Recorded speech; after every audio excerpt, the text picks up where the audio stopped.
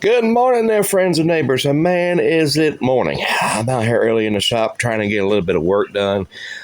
After I get done filming this show and tell, I'm going to start beveling and grinding knives. I'm trying to get for my online sales. No, I'm not. Just straight up gangster lied to you, because as soon as I get done filming this, probably not going to do anything else on my day off, but go out with a family and go do a little shopping or whatever.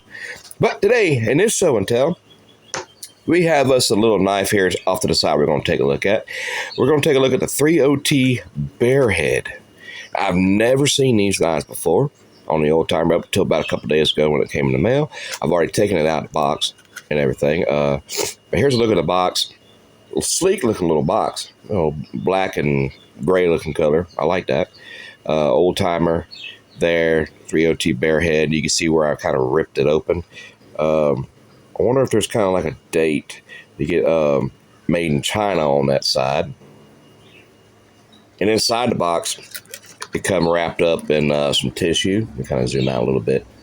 Kind of came wrapped up in some tissue. It was brand new in the box, but the box looked like it had been flattened a little bit in the mail. It's kind of got that crease, so you can see. It just came in like a bubble wrap envelope. But it's got... And I can't believe we're at this point in society where we actually need a warning on a knife saying all the warnings that this knife can do to you, cut you, and all that stuff can cause serious injury or death if misused. Come on, guys. Come on. It's a knife. Something that's made to develop to cut things can actually cut you. Who would have thought? But here's to take a look at that. I mean, if you want to pause it and read it, I'll kind of zoom in. Maybe you can get a little bit clearer. Good. You back? Cool. All right. So there's that. It also has it in the Spanish version on the other side. So that's what came in the box. The finisher looking at our box here. Generational guarantee. I take my time on these show and tells. I want y'all to look at every little nook and cranny and just take it all in. Don't try to rush too much. AOB. And this says 22 on it right there. So this is a 2022 knife. So this is probably already, it's like, what, 3 years old now. 3-year-old knife. So not too old. Cancer warning, reproductive harm warning on that side. And you get 3OT. So there is the box. Right there. And now for the knife. Look at that. You get Delrin handles. Steel is unknown to me. I don't know. I'm not going to spout off on something I don't know anything about. But for some of you straight old-timer fans out there, if you know what kind of steel they're using right here on this particular knife or their knives in general, you feel free to put them in the comment section. I'd love to find that out. It's real nice, and we're going to take our time with this knife. We're not going to rush. A lot of times, I can only describe what I see in front of me on these knives. Look at there. And now there is some gapping. And I did hold it up to the light the other day, but you can't really tell it on this camera here. Hairline. I mean, it's just a hairline of gapping right in there. I noticed the other day, but that's for a lockback, that's kind of to be expected. Kind of a little thin blade, but that's okay. I've actually been carrying this thing around, and it's really nice, and it actually feels rigid, nice and stout. It's got a nice little weight to it for it to be such a small knife. And here's kind of a look at the size comparison on this knife. According to my hand, now I've got some chubby hands there, but you kind of see, it's not a real big knife, but it's perfect for your pocket carry, your backpack, just take with you everywhere. Your purse, ladies, just take it with you anywhere. It's a nice little EDC. This one was at $19.49. After taxes, I think it was like 21 and some change. It came all the way to us from Arkansas, where I picked this one up at, from a shop there in Arkansas, off of eBay. I got it.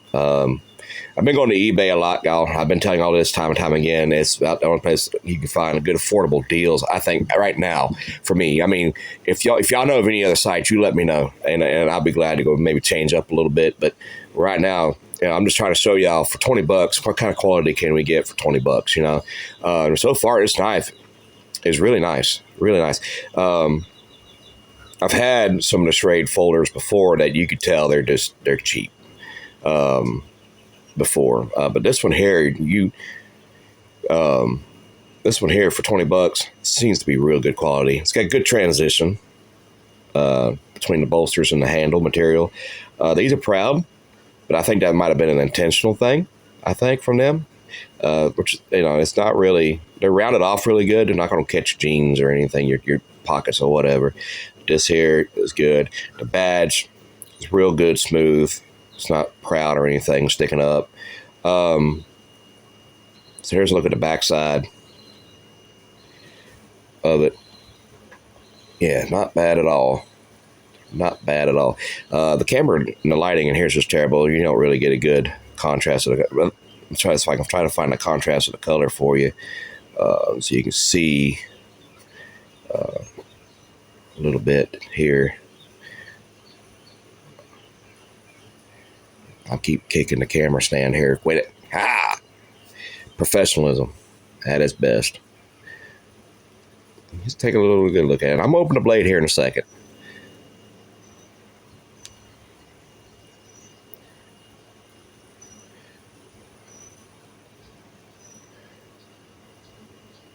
Look at the blade centering. It's okay. A little slight that way. Slight little angle off that way. Just a little bit. Ain't too bad. Here's a look at that blade now.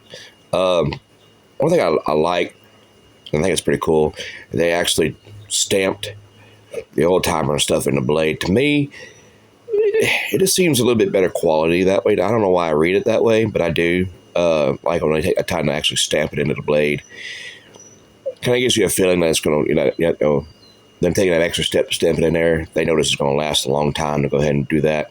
Instead of just printing it on the side, they just actually stamped it into the thing, which is nice. These are pressed-on bolsters right there. 3OT on this side. If I can get that to, if I can zoom in a little bit on that. 3OT on that side. Look at the edge on that side before I rotate her around. Nice little edge on her. And we're going to see if this does knife things, because we want to know if it does knife things, because there's no point to it if it don't do knife things. Look at that edge right there. That's good clean grind on that. And you get the old timer on this side. And the numbers on the bottom down there that I can't make those out. Sorry. Even with the camera zoomed in. So if y'all can make that out. Thing. It is a lockback. I love lockback knives. There's something about them, you know. It's real nice. The pull on this, we'll get down to it. It's not real strong pull, but it's got a nice little snap to it. For such a small knife, it has that nice little snap. Just listen for it. That's got to get in the business snap to it right there. Not bad, not bad. Snap closed. It's got a nice little snap to it, back closed. But the pull on it, it's kind of weak. 1 to 10, 10 being the strongest. I give it about 3.5, just close to 4, I think. But the lockup is great. No up and down, no side to side, no play at all. It's real stout, really, really well built quality here, I think, for 20 bucks. I can't wait. I'm actually going to carry this around. I know I say that in all the videos and all the knives that I get. Well, man, I think I'm going to carry this one around a while. I think I actually am liking this little guy. He kind of has that rugged look that I like. I like a nice little, I don't know, something about the handle material, something about the coloration, something about how it's built, the stamping and all that. They know what a country boy likes, and I kind of like this kind of look on a knife. It just seems like it's going to be there for the long haul, baby. That's exactly what it's telling me right here. So I'm thinking about go ahead and just carry this one around for my EDC type of deal, you know, thing of that nature. I love the Buck 110, but it's a little too heavy sometimes to be carrying around every day. But this here will handle my tasks just fine. And really at work, I'm cutting boxes open, cutting tape, all that stuff, and things of that nature. So this is really, sometimes I do some whittling too on some wood around the shop if I need to shave off some wood or anything. I don't have to pull out a saw or anything or sandpaper to do it with. I just pull out the knife and I just do some whittling. And this here kind of gives you some control over that, a little, nice little clip point to it that you can just do that with. If you can choke up on the handle here and come here with this hand, it's kind of whoosh, whoosh, make that kind of sound. Sure, why not? Sound effects come free, folks. Nice production around here. So there it is. That is just a nice knife. Really nice. Again, I don't know what kind of steel that is. And I think my hands are starting to sweat. I apologize. It's hot here in the shop. It's been about 100 degrees here in Florida, up to about 100 degrees here lately, which is kind of a little bit hotter than it's supposed to be than normal here in the month of May. So we're preheating pretty much for summertime. I have seen it get as high as 110 with the heat index and everything too. So, but I think we're in for a long, hot summer. I think definitely, and that kind of gives you a good indication of the size closed. It's 2 3/4 inches closed, a little bit over 2 3/4 inches closed.